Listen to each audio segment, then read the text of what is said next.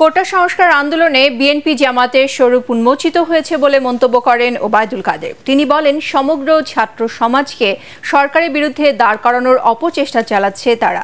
রাজধানীতে আয়োজিত সংবাদ সম্মেলনে আওয়ামী লীগ সাধারণ সম্পাদক আরও বলেন, স্বাধীনতার পরাজিত অপশক্তির কোনো প্রকার আস্ফালন মেনে নেওয়া হবে না। রিপোর্ট করছেন সৈয়দ রিয়াজ।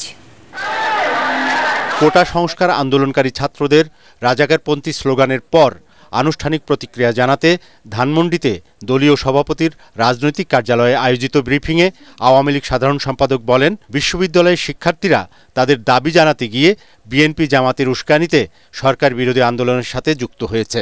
কোটা সংস্কার আন্দোলনের সাথে বিএনপি জামাত সরকার বিরোধী বিভিন্ন দলের অংশগ্রহণ আছে, সমর্থন তারা প্রকাশ্যই করেছে। তাদের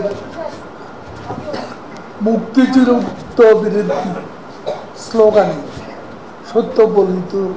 সত্য বলেই প্রমাণিত হচ্ছে।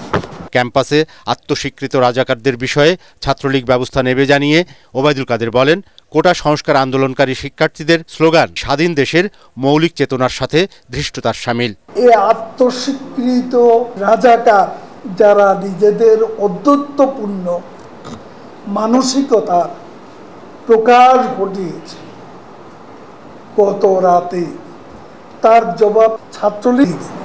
ছাত্রদের বিষয় ক্যাম্পাসের মধ্যে সীমিত থাকে।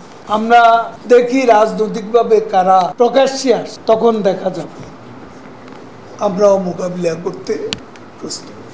রাজাকারদের চেতনা ধারণ করে একটি স্বাধীন দেশের বিশ্ববিদ্যালয় চত্বরে যারা মুক্তিযুদ্ধের বিরোধী শক্তির পক্ষে স্লোগান দেয় তারাও রাজাকার বলে জানান ওবায়দুল কাদের। রাজাকারের চেতনা যারা ধারণ করে তারাও রাজাকার। সৈয়দ রিয়াজ, এটিএন বাংলা, ঢাকা।